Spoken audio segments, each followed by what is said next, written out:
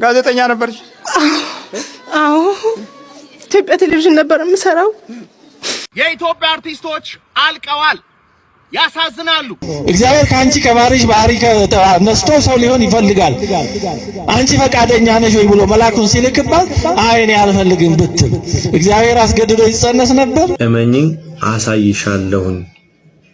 እኔ ነው እንደዚህ ዞር በል ከዚህ ብለሽ ያልሽኝ አሳይሻለሁ ብሎ እዝቶብኝ ይሄዳል አለች።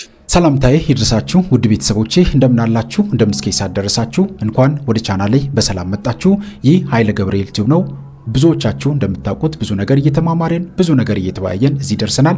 ዛሬም ለእናንተ ለሁላችንም ይጠቅማል ብዬ ያሰብኩትን ወሳኝና አስተማሪ ቪዲዮችን አዘጋጅቻለሁ። እስከ ፕሮግራሙ ፍጻሜ ድረስ ከቆያችሁ ብዙ ነገር እንማማራለን። ለቤቱ አዲስ ሆናችሁ ቻናሉን ሰብስክራይብ አድርጋችሁ ጀምሩ።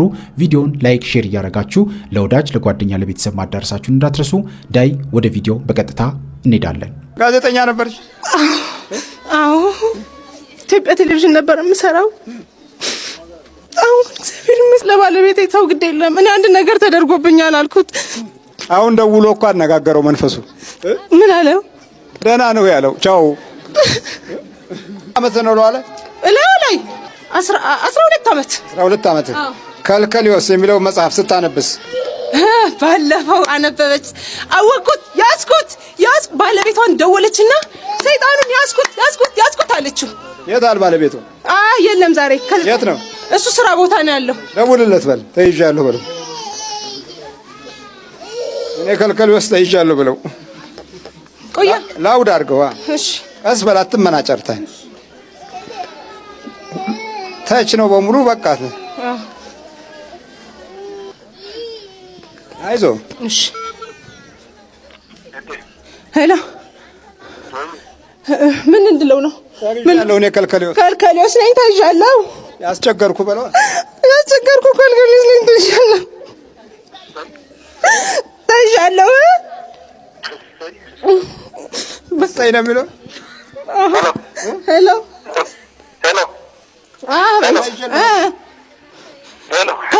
ከልከሊዮስ ነኝ ታይዤልሃለሁ። እንኳን ደስ ያለህ አንተ፣ እንኳን ደስ ያለህ አንተ ነህ እኮ አንተ አጋለጥከኝ አይደለ? ስንት ቀን እኮ ላፋታችሁ ነበረ ከቤት ላስወጣት። ስንት ቀን ልጆቿን እየጣለች ወጣ የለ። አንተ ግን ምን ላድርግ አልቻልኩም። አይው በቃ አይበቃውም ወይ? አጥንቀቅ በሰነ ስርዓት ያዘው። በላ እኔ ነኝ እንዴ? እኔ ስንት ቀን ከቤት አባረርካት? ትወጣለች እንደገና ያመጣታል። ዝም ብላ ትወዳለች እኮ ደግሞ አወቀ። ሲመላለስ እሱም አወቀ። ገባው አሁን ገባህ አይደል በለው። አሁን ገባህ አይደለ? ተመስገን። ሄሎ ተመስገን። አባ ሰላም ነው ወይ? እግዚአብሔር ይስጥልኝ አባ። ደህና ነህ? ደህና ነኝ አባዬ፣ ደህና ነኝ። ብዙ ጊዜ ተመላልሼ ነበር። እግዚአብሔር ይስጥልኝ። ያው ተይዟል ከልከሊዮስ። ጤና ይስጥልኝ አባዬ። በጣም ነው እግዚአብሔር ይስጥልኝ። አመሰግናለሁ። ስንት ነው ለመኑ ከልከሊዮስ? ስንት ነው ከልከሊዮስ? አንድ በቂ ነው። አንድ በቂ ነው። አጋንንት ነው ሰይጣን? አጋንንት በቃ ከልከሊዮስ አጋንንት። ያው በቃ እንዴት ነበረ ባህሪዋ? ይሄ ከልከሊዮስ ምን ነበር የሚያደርገው አንተ ጋር? ጠቅላላ ብዙ ስንት ምን ቤት እኮ ጠቅላላ ልጆች አሉ። ያው ብዙ ነገር ብዙ በቃ መነጫነጭ ምናምን በጣላት ብዙ ነገር ነው የነበረው። አዎ ይሳደባል ደግሞ። አዎ ይሳደባል። ጠቅላላ ፋሚሊው። አዎ ከሁሉም ጋር ተጣላው። በቃ ከሁሉም ጋር ደግሞ አንዳንድ ጊዜ ጥሩ ነገር እናገራለሁ ብለ ስንክል አደረገውና ሰው ሁሉ በቃ ብሎ እህቶቿ፣ እናቷ፣ ወንድሞቿ እሱ ራሱ ባላ ሁሉ በቃ ይጠሏታል። አይወዳትም። በቃ የተናገር ጥሩ እሷ ደግሞ ምንም አታውቅም፣ የዋህ ናት እና የሆነ ፖዚቲቭ ነገር ነው ብላ ስትናገር እነሱ በምን እንደሚያስቡት አይገባቸውም። ግን እኔ ነኝ ግልብጥ አድርጌ እንዲቆጡ አደርጋቸዋለሁ፣ አደርጋለሁ። ከዛ ጦርነት ይከሰታል። እኔ ደስ ይለኛል። እርሶ እንግዲህ በታምር እዚህ ኢንተርኔት እያየሁ ነበር አሁን የእርሶን እና በጣም ነው የሚገርመኝ። በቃ ጠቅላላ ብዙ ጊዜ ተመላልሻለሁ ከእሷ ጋር አጋጣሚ እንትን ትወጣትና እንደገና ይመለሳል ምናምን እዛ ማለት እንዳለ መተን ብዙ ጊዜ ነበር። አሁን ተስፋ ቆርጧል መሰለኝ። አረ ለሊት እንዴት እንደማሰቃያት ለሊት ትነሳለች። አረጋታለሁ ብድግ ትላለች። እንቅረም እንደዚህ የሆነ ነገር ዋጥኩኝ ምናምን ትላለች። አሁን እሱ በቃ አይደለ በመቁጠር አድርገው ያረጋታል። ብዙ አይደለም። እሱም እኮ ሰነፍ ነው። እሱም ሰነፍ ነው። ሰነፍ ነው አይደል? አዎ እኮ ያጋልጣል። ይኸውልህ እንደዚህ ነው። አዎ በደንብ አልመጣትም። እንትን ስለምል እፈራለሁ። እግዚአብሔር ይስጥልኝ። ያው እንመጣለን። ስላሴም አባዬ በጣም እግዚአብሔር ቻው በለው። አንተም በል ሚስትህን ለቅቄልሃለሁ።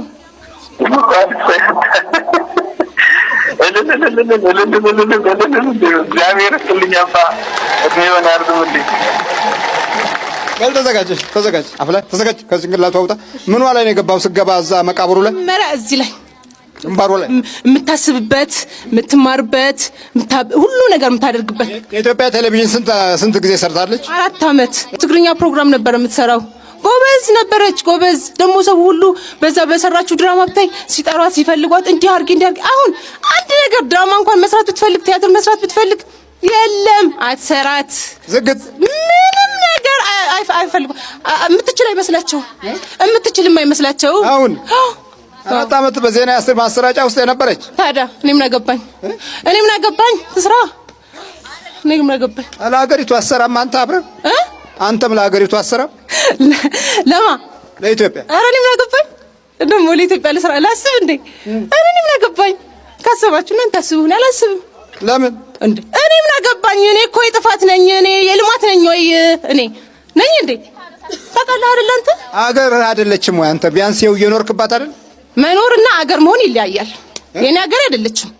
በቃ እየኖርክባት አሜሪካ ውጭ ሀገር የሚኖሩት ያንተ ዜጎች እነሱ የዛ ሰዎች ናቸው። ውጭ አረብ ሀገር የሚሄዱት ሰርተው ይኖራሉ። ኑራቸው እዛ ነው እንጂ አገራቸው ነው እንዴ? መኖሪያዋ መቀበሪያዋ እዚህ ነው አይደል? እሷ እኔ ግን እኖራለሁኝ፣ እንደፈለክ እኖራለሁ የትም ቦታ። መቀበሪያ እዚህ አይደለም?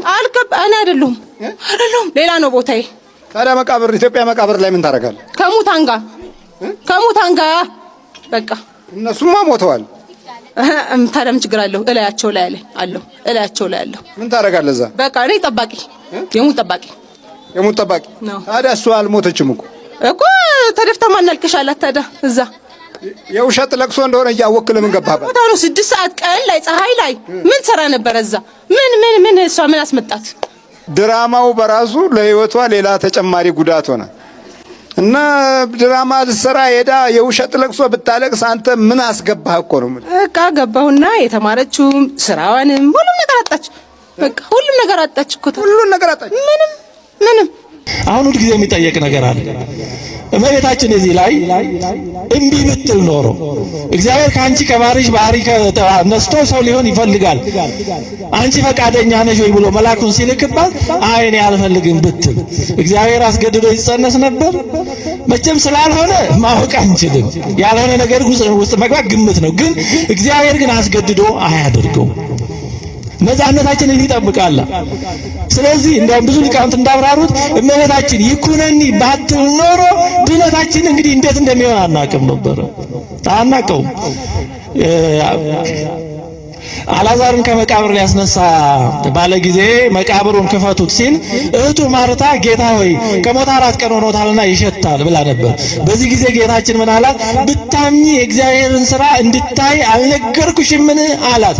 ከዛ በኋላ ነው ወደ ቀዛ የቀጠለው እና አንድ ሊቅ ሲያብራራ ምን ይላል? ማርታ ይህንን ብላ በተጠራጠረችበት ጊዜ ያክል የአልዓዛር መነሳት ዘግይቷል ይላል። እሷን ሲያስረዳ ጌታችን ዘግይቷል፣ አምና ተቀብላ ቢሆን ኖሮ ፈጥሮ ይነሳ ነበር ይላል። እንግዲህ በዚህ እንኳን እና እመቤታችን ይሁንልኝ እኔ የእግዚአብሔር አገልጋይ ነኝ ባትል ኖሮ መዳናችን ምን ይሆን እንደነበረ መገመት አንችልም። ስለዚህ ፈቃዷን ምክንያት አድርጎ ነው በማህፀኗ የተጸነሰው።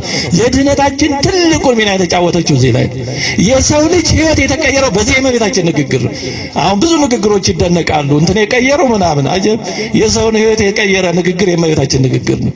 ነይ አመቱ ለእግዚአብሔር ይኩነኒ በከመ ትቤለኒ የሚለው ንግግሯ የሰውን ሕይወት አቅጣጫ ቀይሯል በእውነቱ። ይሄ ነው ትልቁ ድርሻዋ። ከዛ ጋር የተያያዘ ብዙ ነገር አለ። ሔዋን ሰይጣን ጋር ተነጋግራ ሞትን አመጣች። እመቤታችን ደግሞ መልአክ ጋር ተነጋግራ ሕይወት እንዲመጣ ምክንያት ሆነች።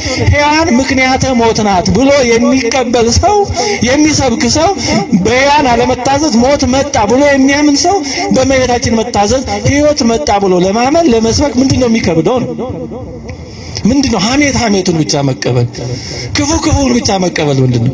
የሔዋንን ምክንያተ ሞትነት የሚያምን ሰው እመቤታችን ምክንያተ ሕይወት ናት ማለት ምንድነው የሚከብደው? ሕይወት እንዲመጣ ምክንያት ሆናለች፣ እኛን ሁሉ ወክላ ታዛለች ነው። መድኃኒት የምትባለው ከዚህ የተነሳ ነው። ቅድም መምህራችን በደንብ እንዳብራሩት ሥጋ ከሰማይ ይዞ አልመጣም። ቃል የተዋሃደው የራሱ አካል የራሱ ባህሪ ያደረገው የኛን ሥጋ ነው ከእመቤታችን። ስለዚህ መድኃኒት ከሷ የተነሳው ሥጋ ከቃል ጋር ተዋህዶ መድኃኒት ስለሆነ እመ መድኃኒት ናት፣ መድኃኒት ትባላለች። እመ ብርሃን ናት፣ እመ አምላክ ናት። እውነት ቅድም እንደተባለው የሷ ክብሯ እመ አምላክ መባል ነው። እንዴ በጣም እውነታቸው ነው። እንዴ ታማልዳለች አታማልድም? በጣም ትልቁ ነገር አውርዶ መሬት ላይ መጎተት ነው። በእውነቱ በጣም እንትን ይላል። ሰውን አለ ክብሩ መጥራት እኛ በጣም ያሳዝናል። አዎ መቼስ ምን ይደረግ፣ አጀንዳውን የሚቀርጹት ሌሎች ስለሆኑ በዛው ልክ ወርደን ሁሌ ግብ እኛ ቀድመን ስለማንሰራ እንጂ ምልጃ እንዲህ ትልቅ ቁም ነገር አይደለም በእውነቱ። እና መድኃኒት የምትባለው ከዚህ የተነሳ ነው። በመጽሐፍ ቅዱስ ዮሴፍ መድኃኒት ተብሏል። ኦሪት ዘፍጥረት ላይ ምዕራፍ 45 ላይ እኔን እግዚአብሔር አስቀድሞ ወደ ግብፅ መድኃኒት እንደሆናችሁ ላከኝ ብሏል። ዮሴፍ ሕዝቡን ከረሃብ ስለታደገ መድኃኒት ተብሏል። ከረሃበ ሥጋ የታደገው ዮሴፍ መድኃኒት ከተባለ ከረሃበ ነፍስ እንድንድን ምክንያት የሆነች እመቤታችን መድኃኒት መባል ምን ትልቅ ነገር ነው። ዮናታን መድኃኒት ተብሏል። ሕዝቡን ከፍልስጤማውያን ጦር ራሱን አሳልፎ እስከ መስጠት ደርሶ በማዳኑ ዮናታን ታዲያ ዮናታን ለጊዜው ከሆነ መከራ ሕዝቡን በመታደጉ መድኃኒት ከተባለ እመቤታችን መድኃኒት መባሏ ምንድነው ቁም ነገሩ? በአጠቃላይ ይሄ ቃላትን በተመለከተ እንዴት እንደምንረዳ በጣም በደንብ ብዙ ራሱን የቻለ ሰፊ ነገር ነው። አንድ ቃል ለእግዚአብሔር ይነገራል፣ ለሰውም ይነገራል። እግዚአብሔር ቅዱስ ይባላል፣ ሰዎችም ቅዱሳን ይባላሉ። እግዚአብሔር ብርሃን ይባላል፣ ሰዎችም ብርሃን ይባላሉ። እግዚአብሔር ጻድቅ ይባላል፣ ሰዎችም ጻድቅ ይባላሉ። እግዚአብሔር ጌታ ተብሏል። ሳራ ባሏን አብርሃምን ጌታዬ ብለዋለች። ያዕቆብ ወንድሙን ኤሳውን ጌታዬ ብሎታል። ግን አባባሉ የተለያየ ነው። ለሰው ሲሆን የሚባልበት አረዳድ አለ፣ ለእግዚአብሔር ሲሆን የሚባልበት አረዳድ አለ። ሌላ ሁሉ ይቅርና አምላክ ሙሴ የፈርዖን አምላክ ነህ ተብሏል። ራሱ እግዚአብሔር ነው። ዘጸአት ምዕራፍ 7 ቁጥር 1 ላይ በፈርዖን ላይ አምላክ አደረግኩ ብሎታል። ያ ማለት ግን እንደ እግዚአብሔር ፈጣሪ ነው ማለት አይደለም። እግዚአብሔር በባህሪ የሚያደርገው ሙሴ በጸጋ እንዳለ ስልጣኑ ሰጥቶታል ማለት ነው። ስለዚህ መድኃኒት ማለት ለእግዚአብሔር ሲነገር የባህሪ መድኃኒት ነው። ሥጋውን ቆርሶ ደሙን አፍሶ ሞትን አጥፍቶ ሕይወትን የሰጠ ነው ማለት ነው። ለእመቤታችን ሲነገር ደግሞ ቃል አካሏን ባህሪዋን ባህሪ አድርጎ ሥጋውን ቆርሶ ደሙን አፍሶ እንድንበላ እንድንጠጣ ያደረገውን ያን ከራሱ ጋር ያዋሃደውን ሥጋ ነፍስ የሰጠች ማለት ነው። በምስጢረ ቁርባን እኮ ሁል ጊዜ የምንበላና የምንጠጣው ሥጋና ደም ከእመቤታችን የተነሳ ነው። ካሁን ሁል ጊዜ አምን እያለን መሰክረው ከእመቤታችን የነሳው ከእመቤታችን ነስቶ የራሱ አካል የራሱ ባህሪ ያደረገው ማለት አለ። የእመቤታችን ሥጋ ነው አይባልም፣ ብቻውን ከሆነ የፍጡር ሥጋ ስለሆነ። ግን ቃል የተዋሃደው ከእመቤታችን የነሳው ነው። ቃል አዋህዶ የራሱ አካል የራሱ ባህሪ አድርጎ በቆርሶ ምግብ አድርጎ የሰጠን ስለሆነ ሁሌ የምንበላው ሥጋና ደግሞ ከእመቤታችን የተነሳ ነው። የኢትዮጵያ አርቲስቶች አልቀዋል። ያሳዝናሉ። ሰፈራችሁ ዝነኛ አርቲስት ሰው ካለ እስቲ ሕይወቱን እዩት። አርቲስቶቻችን አደጋ ላይ ናቸው። ወይ በሱስ ወይ በትዳር መፍታት ወይ በስራ ማጣት ወይ በገንዘብ ማጣት ወይ በበሽታ ወይ ሞቲቬሽን እርካታ በማጣት አርቲስቶቻችን አልቀዋል። የዚህ ሁሉ ችግር ስሩ ግን መተት ነው። እነዚህ ልዩ ታለንትና ብቃት ያላቸው በጣም ከማህበረሰቡ ተነጥለው ጠንክረው የሚሰሩ ህዝቡን ለማንቃትና ለማዝናናት የተፈጠሩ እንዴት ሞቲቬሽን አጡ? እንዴት መኖር ከበዳቸው? እንዴት ጤና አጡ? እንዴት ትዳራቸውን አፈራረሱት? እንዴት ራሳቸውን ማሳከም አቅቷቸው የህዝብ እጅ ላይ ወደቁ? እነዚህ አርቲስቶች ያልገባቸው መተት ተደርጎባቸዋል። ሰሞኑን አንድ ዝነኛ አርቲስት አግኝቼ ነበረ። በጣም የምትታወቅ፣ በጣም የምታምር፣ በጣም የምታዝናና፣ ጠንክራ የምትሰራ፣ ከራሷ አርፋ ፋሚሊዎችን የምታስተዳድር ልጅ ፊቷን ተቀማች። የራሷን ፊት በመስተዋት ስታየው ተጠራጠረችው። ሌላ አውሬ ሆረር መስላ ለኔም ያሳያችኝ ቪዲዮ ያስፈራል። ከዛስ አደጋ ባደጋ፣ ከዛስ ስራ ማጣት፣ ከዛስ ጭንቀት ምንድነው ብላ ጸሎት ስታረግ አብራት የኖረች ያሳደገቻት ልጅ ያደረገችባት መተት ነበረ። ይቺ ሴት ከዝናዋ፣ ከገንዘቧ፣ ከሀብቷ፣ ከቤቷ ለዚች ሴት አጋርታት፣ ይቺ ሴት ግን እሷ ላይ አስመትታ ነበረ። በጣም ያሳዝናል። ለአርቲስቶች መልእክት አለኝ። ድሮ ስትነሱ እንዴት ነበር መንፈሳዊነታችሁ? ድሮ ስትነሱ ምን ያህል ነበር የምትሰሩት? ከወንድሞቻችሁ ከእህቶቻችሁ አብሯችሁ ከተለዩ ሰዎች በእግዚአብሔር አምናችሁ በራሳችሁ አምናችሁ ዓላማችሁን ይዛችሁ ሰርታችሁ ደክማችሁ ከሱስ ራሳችሁን ጠብቃችሁ አይደል እዚህ ቦታ ያደረሳችሁት? እና ያለ ምን አጣችሁት? ምን ሆኜ ነው ብላችሁ ስትጨነቁ ከበስተጀርባችሁ የተሰራ መተት አለ። ኦፍ ኮርስ አንዳንድ አርቲስት ሆኖ ጠንቋይ የሚያመልክ እግዚአብሔርን የከዳ በሌሎች አርቲስት ላይ መተት የሚያሰራ የእነሱን ጸጋ ወስዶ ዝነኛ የሆነ ገንዘብ ያገኘ ነፍሱን የሸጠ የሰይጣን ባሪያ ልክስክስ የሆነ አርቲስት አለ። ይገባኛል። እናንተ ግን ወደ እግዚአብሔር ተመለሱ። ልባችሁን አስተካክሉ። እግዚአብሔር የሚረዳችሁ፣ እግዚአብሔር የሚታገሳችሁ፣ እግዚአብሔር አሁንም ከእናንተ ጋር ያለው ሳታውቁ ስለተደረገባችሁ ነው። ወደ አምላካችሁ ተመለሱ። ነፍሳችሁን አጽኑት፣ አእምሯችሁን አጽኑት፣ በልባችሁ መለወጥ ታደሱ። መጀመሪያ ከነበራችሁት በመቶ እጥፍ እግዚአብሔር ይሰጣችኋል። መልካም ቀን። ሀገሪቱ ላይ ለምን ጦርነት የሆነ ይመስላችኋል? አስተናገድን ጦርነቶችን፣ በሚሊዮን የሚቆጠር ህዝብ ሞተ። አንዳንዱ ሳይቀበር ጅብ ጎተተው ሬሳውን። ማተብ ያሰረ፣ መስቀል ያሰረ፣ በእግዚአብሔር ስም የሚምል፣ በጽዮን ስም የሚምል፣ በእመቤታችን ስም የሚምል ተነባብሮ ተቀበረ አንድ ላይ። አንዳንዱን ውሃ ወሰደው። እስካሁን እሳ አልገባንበትም። ለዚህ ኃጢአት አላፈርንም፣ አልደነገጥንም። በዚህ ኃጢአታችን እስካሁን አልደነገጥ። ታዲያ በጎነት አልጠፋም ትላላችሁ? የማያምኑ ሀገራት በታሪክ ለሰሩት ኃጢአት ይቅርታ ይጠይቃሉ። ሌሎችን ሀገራት ብትመለከቱ፣ እነ ጀርመንን ብትመለከቱ፣ ጀርመን ውስጥ ታውቃላችሁ አዶልፍ ሂትለር የሚባለው ሰው አይሁዳውያንን የጨፈጨፈው፣ በሚሊዮን የሚቆጠሩ አይሁዳውያንን የጨፈጨፈው ሰው በስሙ መጠራት አሁን ወንጀል ነው። ጀርመን ውስጥ ሂትለር በሚለው ስም መጠራት አይቻልም፣ ወንጀል ነው። ይሄ ብቻ እንዳይመስላችሁ፣ ሂትለር የተወለደበትን ቀንና ዓመተ ምህረት የመኪና ታርጋ ማድረግ አይፈቀድም፣ ወንጀል ነው። ለምን? አፍረውበታል። እሱ የሰራውን ኃጢአት እንደ ሀገር ያፍሩበታል። እና እሱ የተወለደበትን ቀንና ዓመተ ምህረት እየታየ የመኪና ታርጋ ቁጥር ሆኖ ማገልገል አይችልም። ያን ያደረገ ሰው ይታሰራል፣ በወንጀል ይጠየቃል። ይሄ ብቻም አይደለም። በዘመኑ የነበረውን የሂትለርን ወይም የናዚን ፓርቲ ምልክት ማሳየት አይቻልም፣ ወንጀል ነው፣ ያሳስራል። አሁን ድረስ ለምን? ያፍሩበታል። ይሄ ብቻ እንዳይመስላችሁ፣ አሁን ያሉት ወጣቶች፣ አሁን የሚወለዱት ልጆች ምን እንደሚያደርጉ ታውቃላችሁ? አበባ ይዘው እዛ ሀገር ሂጄ ነው የነገሩኝ። በነገራችን ላይ ጀርመን ለአገልግሎት አሁን ያሉት ወጣቶች፣ አሁን የሚወለዱት ልጆች አበባ ይዘው ሂትለር ያስፈጃቸው የአይሁዳውያን መቃብር ላይ ሂደው አበባ ይዘው ተደፍተው ይቅርታ ይጠይቃሉ፣ ሶሪ ይላሉ። ያኔ እንደ ሀገር ያበርንበትና አንድ የሀገር እብድ የነበረበት ጊዜ ነው። በዚህ ምክንያት ያለ ፍትህ ተጨፍጭፋችኋልና ይቅርታ ብለው ይቅርታ ይጠይቃሉ፣ መቃብራቸው ላይ ሄደው። እኛ ይቅርታ አልጠየቅንም። 7 ልጆችን የገደልንባቸው እናቶችን ይቅርታ አልጠየቅንም። ስለ 7 ልጆቻቸው ፎቶ ይዘው ስለሚያለቅሱ ሰዎች ይቅርታ ምንም አላልንም። ምንም ማፈር ነበረብን። በአደባባይ የማፈር ቀን፣ ዝም የማለት ቀን መኖር ነበረበት። የመሸማቀቅ ቀን፣ አንገት የመድፋት ቀን መኖር የለበትም። ስለዚህ አይደለም እያወራሁ ያለሁት፣ ስለ ሁሉም፣ ስለ ሞተ ሁሉ። ስለዚህ ማፈር፣ አንገት የምንደማፈጥ ቀን መኖር ነበረበት፣ ግን አላደረግንም። ያን በጎነት ከምድራችን ተወስዷል።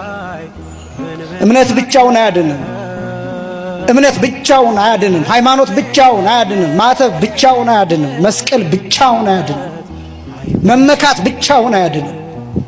ምግባር ይፈልጋል፣ ስራ ይፈልጋል። በእምነት ላይ ክርስቲያናዊ ምግባር መጨመር ይፈልጋል። ምእመናን የረሳናቸው ነገሮች ስላሉ እነዚህ ላስታውስ ፈልጌ ነው። እና የመጀመሪያው በጎነት ነው።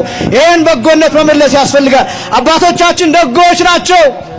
የመጣውን ሰው ሁሉ ተንበርክከው እግሩን አጥበው ያበላሉ። ደጎች ናቸው። ከአልጋቸው ወርደው መኝታቸውን ለቀው ያስተኛሉ። ደጎች ናቸው። ያ ደግነት ያ በጎነት አሁን ከኛ ተወስዷል። አንተማመንም፣ እርስ በርሳችን እንጠራጠራለን። ያን በጎነት እንመልሰው። በእያንዳንዳችን ውስጥ በጎነት ይኖር። በእምነታችን ላይ ይህን እንጨምር። የመጀመሪያው እሱ ነው። በጎነትን በእምነት ላይ መጨመር፣ ፍሬ ቢስ እንዳንሆን። ሆቴል ቤት፣ አንዳንድ ሬስቶራንት፣ አንዳንድ ቦታዎች ላይ ለምትመገቡ ሆቴል ቤቱ ለምትገቡ አብዛኞቹ ከመናፍስቱ ዓለም ጋር ግንኙነት ኖሯቸው ሳሙናው ላይ ድግምት በማሰራት ገንዘባችሁን ይሰልባሉ። እናንተም ከዛ እንዳትወጡ ትሆናላችሁ። ከዛ ቤት በተደጋጋሚ እየሄዳችሁ ተመጋቢ ትሆናላችሁ። የቪዲዮ ሰርችላችሁ ነበር። የሚገርማችሁ የዚህች እህት ታሪክም የነገረችኝ ተመሳሳይ ነው።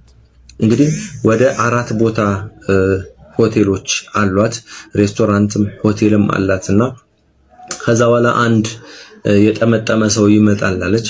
ከዛ በኋላ ያናገራታል። ለምን ለገበያ ሳሙና አምጪና እኔ ሳሙናው ላይ ደግሜ እሰጥሻለሁ፣ ያንን ለብዙ ጊዜ ትጠቀሚያለሽ፣ ደንበኛም ይኖርሻል፣ ገንዘባቸውንም እንደዛው መጠቀም ትችያለሽ ብሎ ይላታል። ይቺ ሴት ግን በጣም ጎበዝ ክርስቲያን ስለነበረች ፈጽሞ እንደዚህ አይነት ሐሳብ ካንተ አልቀበልም ዞር በል ብላ ትለዋለች። ከዛ በኋላ ይዘትባታል። ምን ብሎ ይዘትባታል? እመኚኝ አሳይሻለሁኝ፣ እኔን ነው እንደዚህ ዞር በል ከዚህ ብለሽ ያልሽኝ፣ አሳይሻለሁ ብሎ ዝቶብኝ ይሄዳል አለች። እንደው ስራ አተሽ ቤትሽ ቁጭ ካላረኩሽ ብሎ ዝቶብኝ ይሄዳል አለች። ከዛ በኋላ እያለች እንደዛ ደንበኛ የነበራት ሴት ሁለቱ ቤት እያለ ሲዘጋ እቃው እያለች ስትሸጥ እያለች ስትሸጥ ዓመት ባልሞላ ጊዜ ውስጥ ትከስርና ትወጣለች። ከቢዝነሱ ዓለም ትወጣለች፣ ቤቷ ትቀመጣለች ማለት ነው። ይሄ ነገር ምንድነው ብላ ወደ ጸበል ስትሄድ ራሷን በጸበል ስታስመረምር ምን ይገለጥላታል? ሚስጥር ይገለጥላታል። ለካ ያ ሰው እንደዛ መጥቶ ልስራለች ሲል የነበረው እንግዲህ አስቡት፣ ሌሎች ሆቴሎችም ላይ እንደዚሁ የሰራ ሰው ማለት ሳሙናው ላይ ድግምታቸውን ይሰራሉ። ከዛ በኋላ እናንተ በዛ ሳሙና ከታጠባችሁ በኋላ የዛ ቤት ደንበኛ፣ ምግብ እኮ ማይጣፍጥ ሊሆን ይችላል፣ የዛ ቤት ደንበኛ ትሆናላችሁ። ሌላ ሰው ይዛችሁ ትሄዳላችሁ። ሌላ ቤት ሄዳችሁ መመገቡን ላይ ያስጠላችኋል። ገንዘባችሁን እየሄዳችሁ የምትረጩት እዛ ምግብ ብቻ ልትበሉ ገብታችሁ መጠጥም ጠጥታችሁ እንድትሆኑ የሚያረጉት ማለት ነው። እና ሌላ ላይ እንደዛ አይነት ስራ ስለሚሰራ ነው ደብተራው ለዚህች ማማክሯት የነበረው ማለት ነው። ነገር ግን ያው ያለ ጾም ያለ ጸሎት ክርስቲያንም ሆነን እኮ ጾም ጸሎት ህይወት ከሌለን ስግደት ህይወት ከሌለን የስም ክርስቲያን የምንሆነውና ስለዚህ ያንን ነገር መቋቋም አልቻለችም። ከገበያ ወጣች። ራሷም ጤናዋም እንግዲህ ታጉሎ ነበር። በጸበል ግን ወደ ራሷ መመለስ ትችላለች። አሁን እነዛ ሁሉ ጊዜዎች አልፈው እንግዲህ እግዚአብሔር ባርኳት ወደ ቀደመው ስራዋን ባይሆን በሌላ ህይወት መስመር ላይ ትገኛለች ማለት ነው። ስለዚህ ምን ልላችሁ ነው? የደብተራው ስራ እየረቀቀ መጥቷል። መጠበቅ አለባችሁ። ብትችሉ ከጸበል አትራቁ። ብትችሉ ከቀባ ቅዱስ አገልግሎት አትራቁ። ብትችሉ የቤተክርስቲያን የማዕጠንት እምነቱ ከቤታችሁ አይጥፋ። ሳትበሉ ሳትመገቡ ከቤት የምትወጡ ከሆነ በጸበሉ በጣም አቅጥናችሁ እጃችሁ ሰውነታችሁን ተቀባብታችሁ ውጡ። ሰላማችሁ ይብዛ። ሰላም እንዴት ናችሁ ጋይስ? ዛሬ አንድ የገጠመኝን ለእናንተ ላካፍላችሁ ብዬ ነውና ተሞክሮ ይሆናችኋል። እንቁላል ገዝቼ ነበር። በዛ ያለ እንቁላል ሁሉ ጊዜ መግዛት ልምድ አለኝና መንገድ ላይ እነዚህ የሚያከፋፍሉ አሉ አይደል? በብዛት ባለ ሱቆች የሚያከፋፍሉ ከነሱ ላይ ልግዛ ብዬ አንድ ወደ 50 ምናምን የሚሆን እንቁላል ገዛሁኝና የሚገርማችሁ ነገር ስገዛው ቼክ አድርጌ ነው የገዛሁትና እንደዚህ እቺው ነው የገዛሁት።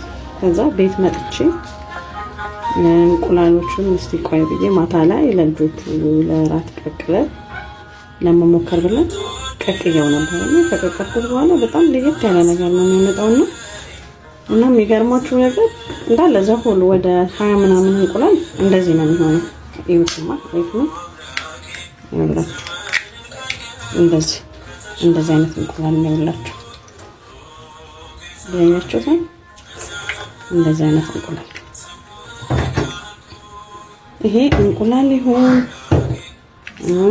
ሌላ ነገር ይሁን ምንም የሚታወቅ ነገር የለም ይሄ ሁሉም እንቁላል ነው እንደዚህ አንዱ እንቁላል ብቻ አይደለም ያው እንደዚህ የበሰበሰ እንደዚህ አይነት እንቁላል ነው እንደዚህ አይነት እንቁላል ይሄ እንቁላል ይሁን ምን ይሁን ምንም የሚታወቅ ነገር የለም ጋይስ እኔ አሁን ይሄንን ለእናንተ ተሞክሮ እንዲሆናችሁ ነው በጣም ወደ 50 ምናምን እንቁላል ነውና እንደዚህ አይነት የገዛሁት 1000 ምናምን ብር ነው የገዛሁት ግን ያው ዘሆል በቃ ወደ 30 ምናምን እንቁላሉ እንደዚህ የበሰበሰ ነው ይሄው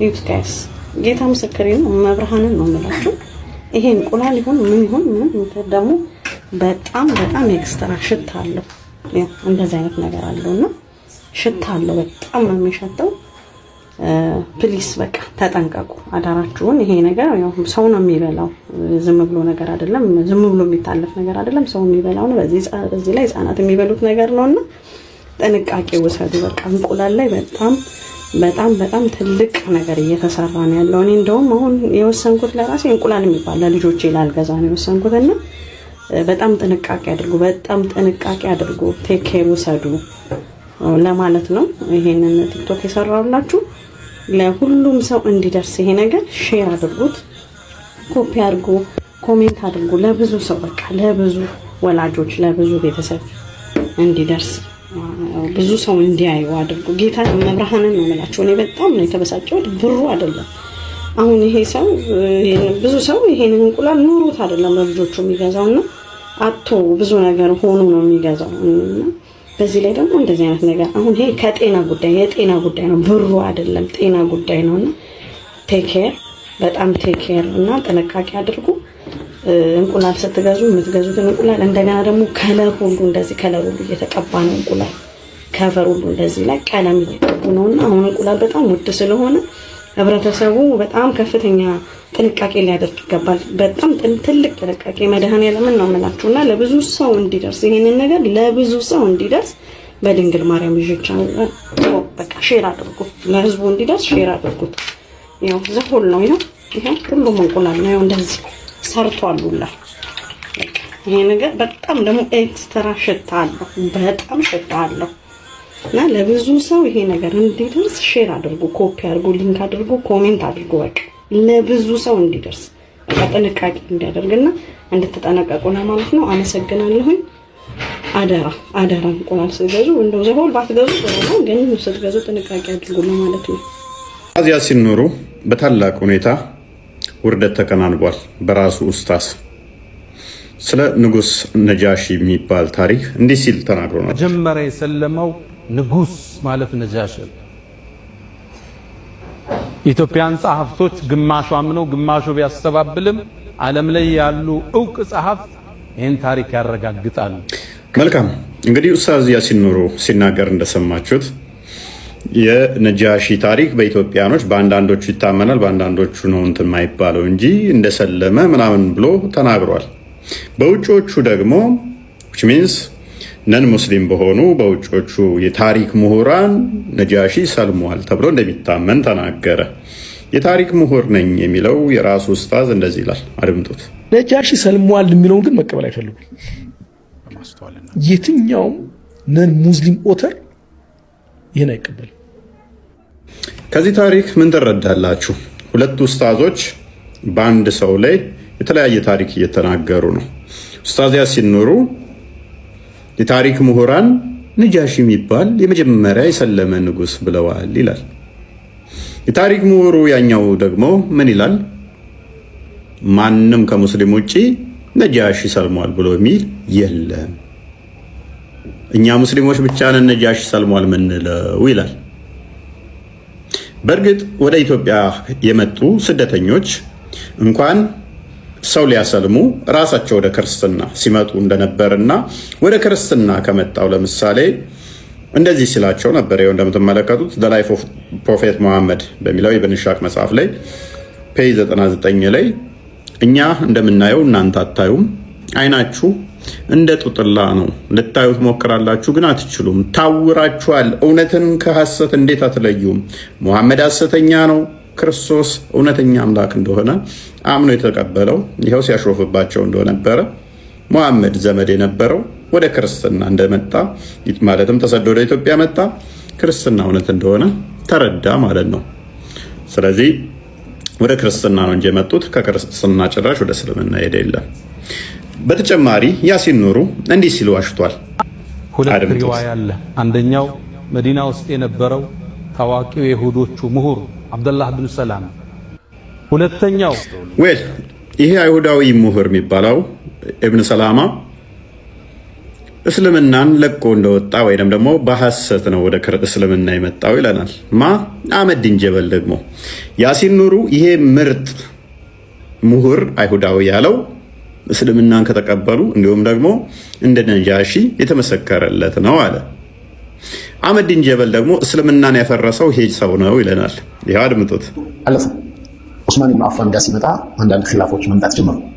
የኺላፎቹ መነሳት በዋናነት የዲን ግንዛቤ የሌላቸው ሙስሊሞችና አብዱላህ ኢብኑ ሰላም የሚባል ይሁዲ ሙስሊም መስሎ የገባ የየመን ይሁዳ ሙስሊሞች መሀል የገባ እውቀት የሌላቸው ሙስሊሞች በድብቅ እየመለመለ አጌንስት ዑስማን እንዲሄዱ ፕሮፓጋንዳ ውስጥ መስራት ተጀመረ።